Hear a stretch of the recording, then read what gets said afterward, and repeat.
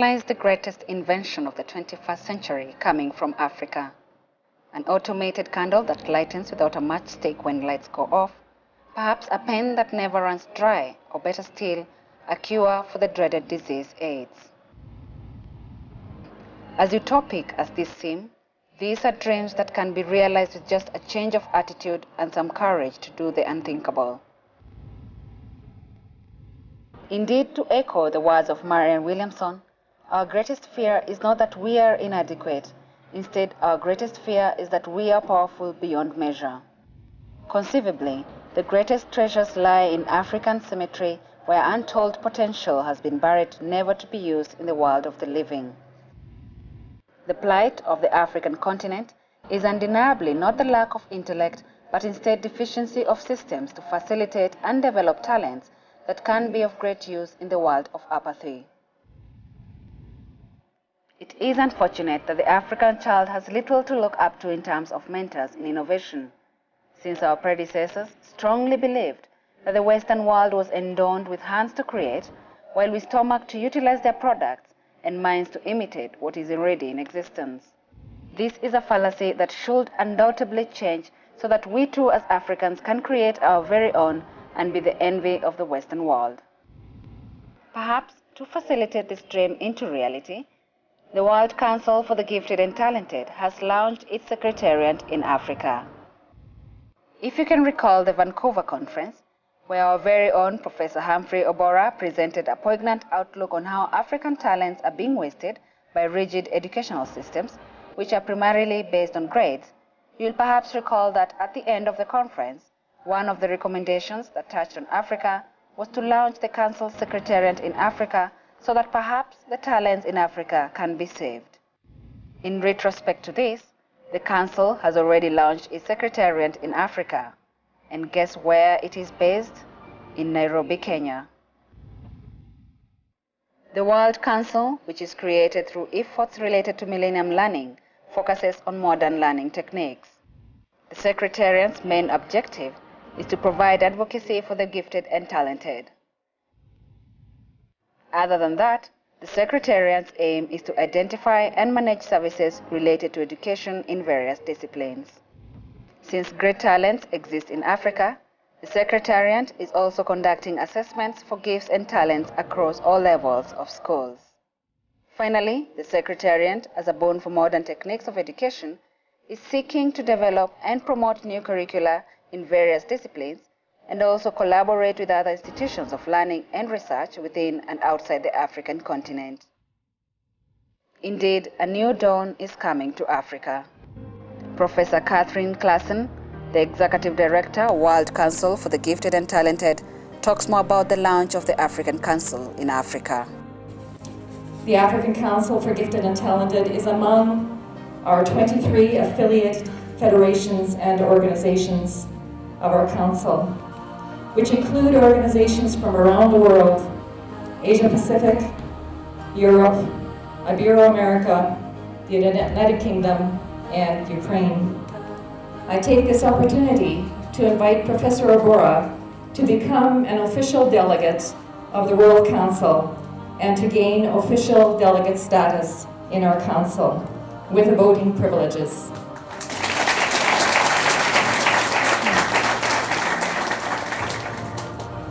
On behalf of the World Council, I congratulate Professor Obora on his recent re-election as President of the African Council for Gifted and Talented, and on his achievements, especially in organizing this mini-conference and in establishing the headquarters for the African Council. We wish you great success as you provide direction, guidance, and expertise in research and development. Globally, the World Council for Gifted and Talented Children exists to advocate for gifted and talented children everywhere and for the provision of education for them that is commensurate with their particular gifts and abilities. The term educate from the Latin means to draw out the potential that already exists in them and is yet to be realized. Our cause is rooted in the mission of tapping that potential for the benefit of humankind. Honorary Director of the World Council Secretariat and later President, Harry Passow, held firm to the truth that giftedness appears in many different forms in every cultural group at every level of society, yet it remains a potentiality until it has been discovered and developed. In coming to grips with more effective approaches to identify giftedness, the promise is that educators will better understand how to identify and nurture the potential of all learners. Mrs. Elizabeth Wafula, who is the Senior Assistant Commission Secretary for the Commission of Higher Education, talks more about the gifted and talented people in Africa. African child starts from very far. If I ask this congregation here to ask you, how many of you, as you are going to primary school, had running water in your houses, most of you put your hands up.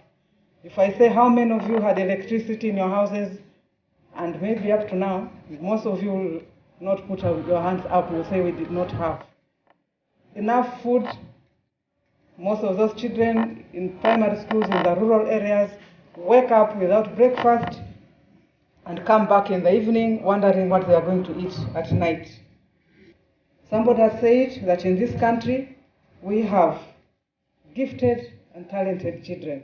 We see them, as it has been said, in National Drama Festival, Music Festival, our National Science Congress, national ball games, athletics, name it.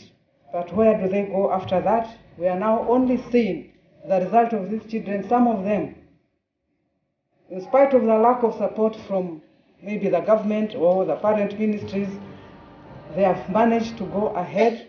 They are now today making professionals.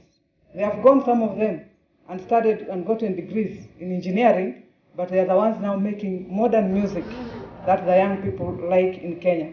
On behalf of the Commission for Higher Education Kenya, I wish to thank the World Council for Gifted and Talented for choosing to hold the first conference on the African continent here in Nairobi. I also wish to congratulate Professor Humphrey Obora on being elected President of the Council for Gifted and Talented. It is an honor not only to him personally, but also to Kenyans' academic and educationists. I think this country deserves more and more of your effort, contribution, and also good programs for the gifted and talented students. Investment in gifted education becomes very important, especially after we have such economic crisis. And of course, once we have high quality gifted programs, the byproducts of such programs will improve and enhance the whole educational system.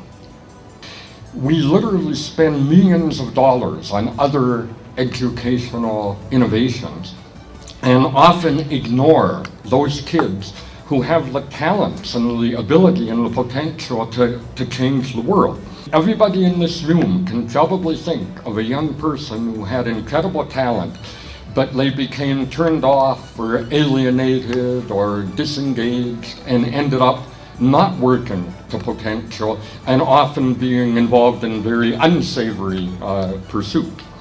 For a long time, Africa has put emphasis on academic achievement, turning a blind eye to the talents and gifts that we possess. I think this is why Africa has been and is, for the most part, guilty of adopting a rigid educational system. The gifted and talented are a very important group of learners. It is this group that must have made some of the greatest discoveries and inventions mankind has ever known. It's unfortunate that in our primary schools in the country, at the end of 8 years in primary, we eliminate over 400,000 children or cadets in this country who score 250 and below. When we go to our secondary schools, ladies and gentlemen, we have over 250,000 KCP cadets who are eliminated because they score D and below. In our Republic of Kenya, when you score D and E, you don't talk when others are talking. This is an age-old philosophy which should not be undermined, especially by those who make the mistake of thinking it's not possible to do all things well. It most certainly is. A strong extracurricular programme and a superb pastoral care programme is not an excuse for a less focused approach academically, or vice versa. It is true that all children have talents. In fact, in creation, we are told that God gave everybody a talent. Our children have been sent through a prescribed program for them without consideration of their abilities and desires. In a more holistic way, we are being taught today that it is not really the actual intellectual intelligence that is important, but the emotional intelligence and all these others, how people are able to manage their own skills and to come up with new knowledge. There is therefore need for the provision of education by the stakes and all others which cater for the average gifted and talented learners. There is therefore need for the provision of education by the stakes and all others which cater for the average gifted and talented learners. Many students finish primary or secondary education without knowing exactly what they want to do in life due to lack of information and guidance. Some children do not require formal education but skill development, as this has been mentioned with the other speakers. We know that we can identify the talents, we can nurture it, we can present it. But what else after Form 4? What else after Standard 8? What else after the university? Take for example, you have a very good, talented youth in your school. You know the child is very well talented, but what can you do as a principal? In other words, our hands are tied. Tied in terms of skills, tied in terms of finances, tied in terms of professionalism and the required personnel to help us do the job. The other challenge is the mean score maniac. I would call it a maniac because even today we are all struggling. We are national schools because we want that mean score. What is the position of the slow learner in this mean score? What is the fate of the slow learner? Repetition in our secondary schools, primary schools, is the normal thing of the day. You are a slow learner, talented. But what happens to you? Because you are always the last, you're getting a C, you're getting a D, you'll be told repeat. And that's why today we have so many of our schools having very many dropouts. The discrepancy between those transiting from the primary to the secondary level, from the secondary to the university level. To enlighten us more on the impact of the launch is Professor Humphrey Obora of the Dalk Institute for Higher Education. If you're a parent and the academically challenged child is the only child you do have, you also have your say in it. That if your child is very restless and often referred to as the one disturbing and always kicked out of the classroom because he's disturbing the rest and shortly becoming disillusioned, then you also as a parent, do you have a say in it? Many times children who disturb by being restless have always been found to be the ones who can be described as gifted or talented. And in many countries we do a lot of waste. For example, during my school time, we used to have a counseling department, Mrs. Obiero. And if you were there in the counseling department, the first thing you get is, we love you. Why are you disturbing us? We pray for you, you know? And one of the things that would like to see change for our schools is to make sure that the real goal of education is fulfilled. Because education is just very simple. Acquisition of knowledge and skills so that we can create something new or we can improve on what is existing.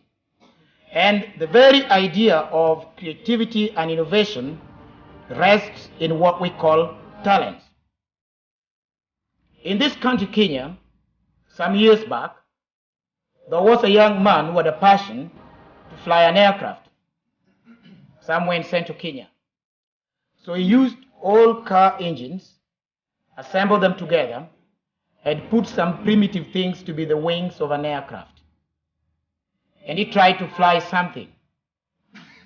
Of course, he crash landed. When he crash landed, a directive was given. Nothing can fly without the authority of the government. And so, the whole idea of the young man trying to fly an aircraft ended there. You can all remember there also used to be a young man in this country that if you gave any huge figure to multiply or to divide, he would quickly tell you answers within splits of seconds. And I understand in this congregation there's a teacher who assessed that young man, and finally he found his way through the former president and got his way to be assisted, because all that he said to the president was that I'm getting bored in school and I want something that would entertain me a lot better. Somehow after the assessment, he was recommended to go to the US, and some years back he came back having dreadlocks. These are very many examples, ladies and gentlemen, of cases where we do waste talent. A waste of talent is a waste of a nation. A waste of a nation or groups of nations is a waste of a continent. It is high time that we recognized that there is never knowledge in what we already know. There is knowledge in what we're about to know. And one of the things that we need to know as a country, as a continent, is that our political, our economic, and our societal fabric will never grow or improve unless we tap into the knowledge of the people who are known as gifted and talented people.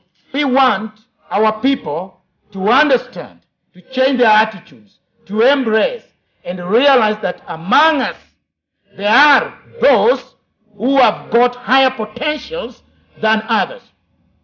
That there are those also who are academically challenged, but we can assess them and find one section of the brain that is more potential than others, and we can exploit that to have something for such children.